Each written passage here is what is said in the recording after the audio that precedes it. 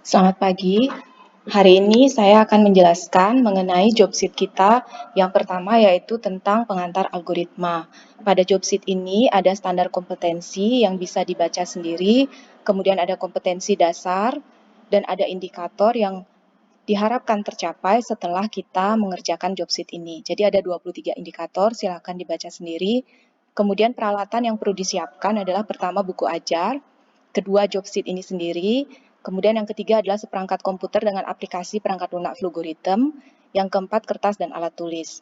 Untuk teorinya, mengenai definisi algoritma, kemudian notasi algoritma, kemudian teks algoritma, selanjutnya konsep tipe, selanjutnya ada nama, pengisian nilai, ekspresi, pencetakan nilai, dan runtunan itu sudah saya jelaskan pada video-video sebelumnya.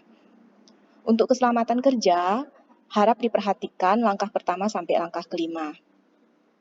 Untuk langkah kerjanya sendiri, yang pertama adalah kalian diharapkan menginstalasi alat bantu perangkat lunak, di mana di sini pada praktikum mata kuliah kita ini kita akan menggunakan aplikasi perangkat lunak Flugoritem yang sudah tersedia bebas di internet. Silahkan di-download di link yang sudah tertera di layar dan lakukan proses instalasi dengan cara pertama mengekstrak file yang telah di-download, kemudian yang kedua mengklik file setup.exe, kemudian mengklik tombol next sehingga muncul tampilan welcome to the Flugoritem setup wizard. Kemudian bisa diklik tombol next pada layar tersebut, dan pada license agreement silahkan diklik pilihan I agree dan klik tombol next. Kemudian berikutnya ada proses pemilihan tempat instalasi folder, bisa diubah, bisa juga dibiarkan. Kemudian ada pemilihan apakah Flugoritem ini bisa digunakan oleh siapa saja yang memakai komputer atau hanya untuk personil. Kemudian klik tombol next. Selanjutnya pada confirm installation, kalau tidak ada perubahan lagi silahkan klik tombol next. Selanjutnya kita tinggal menunggu proses instalasi berjalan. Setelah proses instalasi selesai, akan muncul installation complete dan kalian bisa mengklik close. Selanjutnya, aplikasi Flugoritem bisa dijalankan. Jika sudah tersedia shortcut di desktop, bisa mengklik shortcut-nya, atau kalian bisa membuka file Flugoritem.exe ya, di folder tempat instalasi Flugoritem di desktop kalian. Sehingga muncul tampilan, ini adalah tampilan Flugoritem-nya. Jadi untuk tutorial Flugoritem nanti akan saya videokan terpisah. Nah, di dalam Flugoritem ada beberapa simbol flowchart yang digunakan, mungkin ada yang sedikit berbeda nanti pada saat kita menggunakan simbol flowchart yang manual. Nah, di sini yang pertama adalah simbol terminator ya, yang dinyatakan dengan elips. Itu untuk menyatakan awal dan akhir program. Simbol yang kedua itu adalah simbol jajaran genjang ya. Di sini digunakan untuk input dan output data, jadi membaca masukan atau menampilkan keluaran. Yang ketiga adalah simbol persegi panjang. Ini digunakan untuk pengolahan data. Digunakan untuk mengolah data baik untuk operasi aritmatika ataupun logika. Kemudian ada belah ketupat untuk kotak keputusan digunakan untuk menetapkan pilihan proses selanjutnya. Kemudian ada segi 6 digunakan untuk pengulangan, jadi mengeksekusi satu atau beberapa perintah beberapa kali. Berikutnya ada lingkaran digunakan untuk kotak penghubung menyambungkan proses yang terpisah. Ada tanda panah berarah untuk arus data untuk menunjukkan arah proses selanjutnya. Dan terakhir adalah kotak persegi dengan 2 garis di kanan kiri, ini untuk subrutin atau kumpulan instruksi. Nah, untuk studi kasus yang pertama, kita akan menggunakan studi kasus menghitung luas segitiga. Adapun di sini, luas sembarang segitiga adalah setengah dari panjang alas dikali tinggi. Ketentuannya di sini adalah panjang alas dan tinggi segitiga dibaca dari piranti masukan. Luas segitiga sendiri akan dicetak ke piranti keluaran. Untuk bisa menyelesaikan kasus ini, maka langkah-langkah yang harus kita lakukan adalah sebaiknya jangan langsung menggambar flowchart, tetapi kita lakukan terlebih dahulu analisis permasalahan. Pada analisis permasalahan, ada 3 hal yang harus kita lakukan. Ya, yang pertama yaitu menentukan data yang menjadi masukan bagi algoritma. Yang kedua adalah menentukan data yang menjadi keluaran bagi algoritma. Dan yang ketiga adalah menentukan proses di dalam algoritma itu sendiri. Kita mulai yang pertama, menentukan data yang menjadi masukan bagi algoritma. Kalau kita lihat pada kasus menghitung luas segitiga hanya bisa dihitung jika kita memiliki nilai alas dan nilai tinggi. Sehingga kita membutuhkan data masukan berupa alas dan tinggi dari segitiga. Nah, di sini alas dan tinggi dari segitiga kita nyatakan sebagai variabel, bukan konstanta, ya, sehingga nilai alas dan tinggi segitiga ini bisa berubah-ubah. Karena nilai alas dan tinggi ini kita gunakan sebagai variabel, maka kita membutuhkan proses pembacaan nilai alas dan tinggi dari piranti masukan. Nah, pada proses pertama ini, kita juga harus menentukan bagian deklarasi dan bagian deskripsi membutuhkan data dan proses apa saja. Untuk bagian deklarasi sendiri, ya tadi sudah kita bahas bahwa kita akan membutuhkan dua buah variabel yaitu alas dan tinggi. Di sini kita pilih tipe data real ya, mengingat bangun segitiga itu bisa saja memiliki data pecahan. Kemudian pada bagian deskripsi, kita akan membutuhkan proses untuk membaca nilai alas dan tinggi melalui proses read alas, tinggi. Kemudian kita masuk ke langkah kedua, yaitu menentukan data yang menjadi keluaran bagi algoritma. Pada kasus menghitung luas segitiga, output yang kita inginkan tentunya adalah luas segitiga. Nah, mengingat tadi nilai alas dan tinggi yang kita pilih sebagai data masukan merupakan variabel, maka di sini luas segitiga yang di-outputkan atau dihasilkan juga adalah variabel.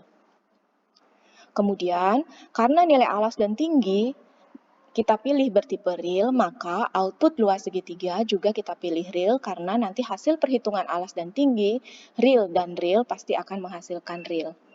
Nah, pada proses yang kedua, menentukan data keluaran ini, kita juga menentukan bagian deklarasi dan deskripsi seperti pada proses pertama. Sehingga di sini pada bagian deklarasi, kita akan membutuhkan variabel luas dengan tipe data real. Dan pada bagian deskripsi, karena luas ini merupakan output dan akan ditampilkan ke piranti keluaran, maka di sini kita membutuhkan proses write luas.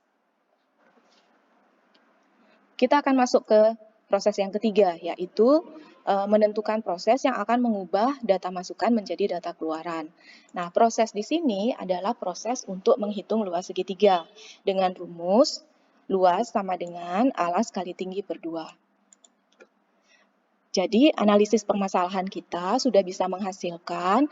Yang pertama adalah bagian deklarasi, yaitu ada 3 variabel, alas, tinggi, dan luas yang bertipe real. Kemudian bagian deskripsi yang sudah bisa menghasilkan tadi adalah proses read alas tinggi, kemudian proses write luas, dan proses menghitung luas segitiga. Langkah selanjutnya adalah kita bisa mendesain algoritma flowchart.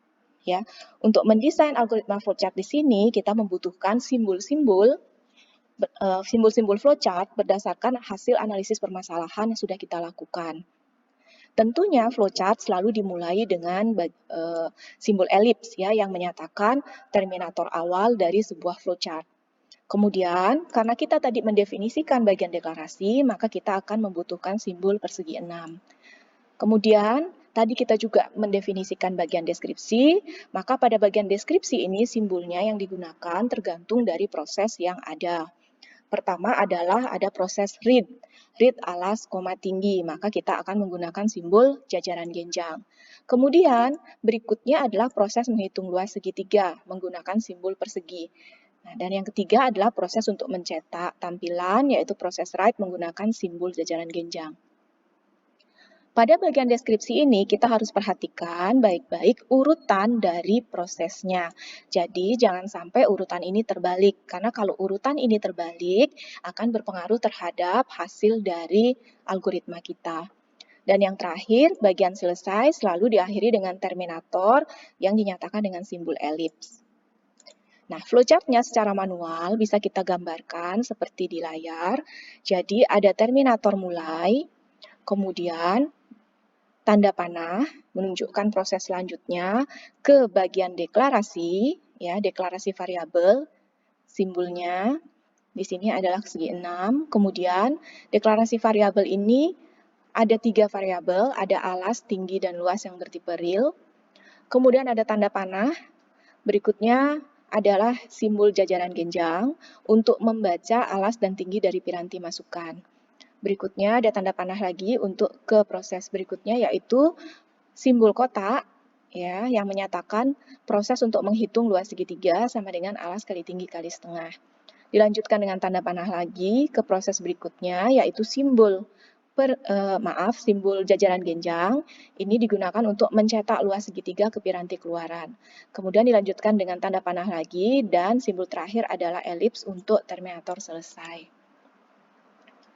Jadi, ini adalah flowchart yang kita hasilkan dari kasus menghitung luas segitiga. Perhatikan, dari mulai sampai selesai, semuanya menunjukkan proses yang berurutan. Ya, nah ini menunjukkan konsep runtunan. Nah, di sini sekali lagi tidak boleh dipertukarkan urutannya. Jadi, urutan dari setiap proses ini akan mempengaruhi hasil dari algoritmanya. Nah, flowchart yang kita buat secara manual ini nantinya kita akan implementasikan ke dalam Flowgoritham. Untuk implementasi ke dalam Flowgoritham nanti saya akan demokan secara terpisah. Saya akan lanjutkan untuk masuk ke studi kasus yang kedua. Oh ya, maaf, sebelum kita masuk ke studi kasus yang kedua, setelah kita mendesain algoritma dalam bentuk flowchart, maka desain dari flowchart tersebut bisa kita terjemahkan atau ubah ke dalam desain pseudocode untuk luas segitiga. Nah, di sini adalah desain dari pseudocode-nya.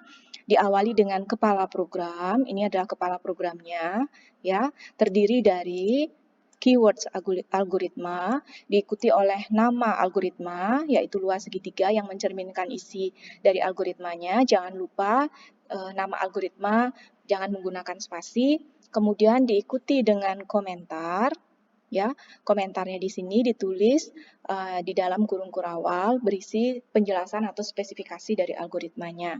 Diikuti oleh bagian deklarasi ya, yang berisi variabel yang kita miliki, yaitu alas, tinggi, luas bertipe real. Ini boleh ditulis terpisah, boleh juga ditulis menjadi satu. Kalau ditulis menjadi satu, dipisahkan dengan tanda koma. Kemudian pada bagian deskripsi, kita tuliskan prosesnya secara berurutan sesuai dengan urutan yang ada di flowchart-nya. Yang pertama yaitu read alas tinggi, kemudian luas sama dengan luas sama dengan alas kali tinggi per 2. Jangan lupa di sini tanda sama dengannya menggunakan tanda panah ke arah kiri. Dan yang terakhir adalah right luas. Nah, itu adalah terjemahan pseudocode dari flowchart menghitung luas segitiga. Sekarang kita akan masuk ke studi kasus yang kedua, yaitu mengkonversi jam, menit, detik menjadi total detik, di mana data jam, menit, dan detik, mohon maaf ini kekurang, jadi data jam, menit, dan detik dibaca dari piranti masukan. Misalnya, ada input dari piranti masukan yaitu 1 jam, 5 menit, dan 40 detik. Algoritma akan memproses ya, menerjemahkan 1 jam itu menjadi detik dengan mengalihkan dengan 3600, kemudian memproses menit menjadi detik dengan mengalihkannya dengan 60 dan menjumlahkan dengan detik itu sendiri sehingga diperoleh hasilnya adalah 3940 detik. Nah, untuk menyelesaikan kasus ini, sama seperti kasus yang pertama, jadi kita pertama-tama melakukan analisis permasalahan. Pada analisis permasalahan, yang pertama kita lakukan adalah menentukan data yang menjadi masukan algoritma. Nah, untuk bisa mengkonversi jam, menit, detik menjadi total detik, tadi sudah disampaikan bahwa data yang kita butuhkan dari piranti masukan itu adalah data jam, menit, dan detik. Sehingga di sini kita akan menggunakan pada bagian deklarasinya, ya kita akan menggunakan variabel jam, menit, dan detik. Nah, tipe data yang kita pilih adalah integer, ya karena jam, menit, dan detik itu bentuknya bilangan bulat. Nah, karena ketiga variabel ini akan dibaca dari piranti masukan, maka pada bagian deskripsi kita membutuhkan proses read, jam, menit, dan detik. Langkah kedua adalah menentukan data keluaran bagi algoritma. Nah, tadi sudah disampaikan bahwa kasus ini akan mengkonversi jam, menit, detik menjadi total detik. Berarti outputnya adalah total detik. Sehingga di sini pada bagian deklarasi kita akan membutuhkan variabel total detik dan kita pilih tipe datanya integer. karena variabel jam, menit, detik yang kita proses pada data masukan itu bertipe integer.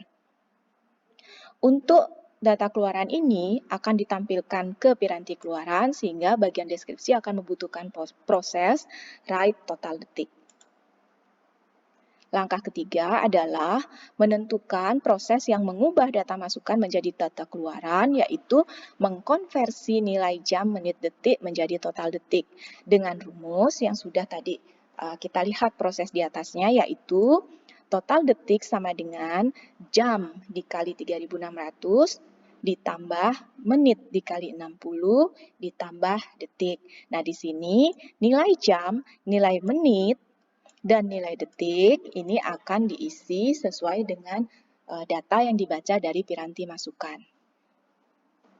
Setelah analisis permasalahan, kita bisa mendesain algoritma flowchart-nya. Untuk mendesain flowchart-nya di sini, kita akan membutuhkan simbol, tentunya pada bagian mulai simbol elips untuk terminator mulai.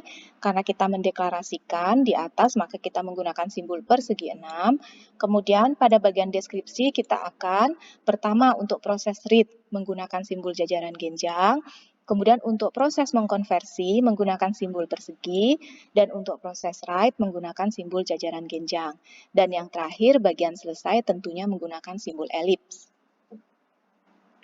Nah, flowchart yang sudah kita desain tadi bisa kita gambarkan dalam bentuk, ya, yang pertama kita lihat ada simbol elips di sini berisi tulisan mulai, kemudian tanda panah, kemudian ada simbol persegi 6 untuk deklarasi variabel. Kita lihat ada 4 variabelnya, jam, menit, detik, total detik bertipe integer. Kemudian ada tanda panah, kemudian proses yang pertama adalah jajaran genjang, yaitu membaca jam, menit, detik dari piranti masukan. Kemudian tanda panah, kemudian yang berikutnya adalah simbol persegi panjang. Untuk proses mengkonversi, kita tuliskan rumusnya di sini. Kemudian tanda panah, dan berikutnya adalah simbol jajaran genjang untuk mencetak total detik ke piranti keluaran. Berikutnya tanda panah, dan terakhir adalah simbol elips untuk terminator selesai.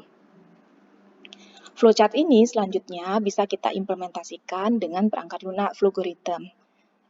Nah, di sini desain flowchart kita akan terjemahkan ke dalam desain algoritma pseudocode, ya, yang terdiri dari pertama adalah kepala algoritma, ya, ada keywords-nya algoritma, kemudian diikuti oleh nama algoritmanya yang mencerminkan isi algoritma dan jangan menggunakan spasi.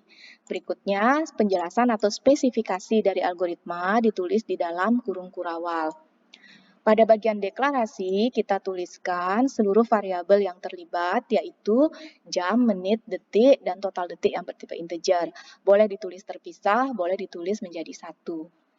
Pada bagian deskripsi, kita akan menuliskan proses-prosesnya secara berurutan, sesuai dengan flowchart-nya, yaitu pertama, read jam, menit, detik, kemudian total detik diisi dengan hasil dari ekspresi atau hasil dari rumus jam dikali 3600, kita tuliskan dalam kurung karena ini harus dihitung sendiri, kemudian menit dikali 60, ini juga di dalam kurung, kemudian ditambahkan dengan detik. Proses yang ketiga adalah write total detik. Sekali lagi, penulisan di dalam flowchart dan pseudocode untuk deskripsi atau proses itu urutannya tidak boleh dipertukarkan. Harus disesuaikan dengan output yang ingin ditampilkan. Studi kasus berikutnya adalah menghitung komisi yang diterima salesman berdasarkan nilai penjualan yang dicapainya. Salesman tersebut akan mendapat komisi 10% dari hasil penjualannya. Nah, input untuk algoritma adalah nama salesman dan nilai penjualan yang dicapai. Sedangkan yang menjadi output adalah nama salesman dan besar komisi yang diperoleh.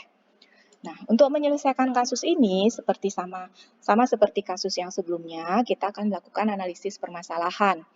Pada analisis permasalahan, langkah pertama kita akan menentukan data masukan bagi algoritma. Tadi sudah disampaikan bahwa masukan dari algoritma adalah nama salesman dan nilai penjualan. Maka di sini kita tentukan nama salesman di sini ya dan nilai penjualan adalah data masukan bagi algoritma. Sehingga pada bagian deklarasi, kita akan membutuhkan variabel nama salesman. Jangan lupa nama itu merupakan deretan karakter sehingga tipe data yang kita pilih adalah string. Sedangkan untuk nilai penjualan, di sini kita pilih dengan tipe data real. Nah, karena variabel nama salesman dan nilai penjualan akan dibaca dari piranti masukan, maka bagian deskripsi akan membutuhkan proses read nama salesman, nilai penjualan. Untuk data keluaran, di proses yang kedua, tadi sudah dituliskan bahwa yang mau ditampilkan ke piranti keluaran adalah nama salesman dan besar komisi yang diperoleh. Sehingga pada bagian deklarasi di data keluaran, dia akan membutuhkan ya variabel komisi dengan tipe data real ya. Sedangkan untuk nama salesman-nya kita tidak perlu sebutkan lagi karena sudah disebutkan di bagian deklarasi pada data masukan.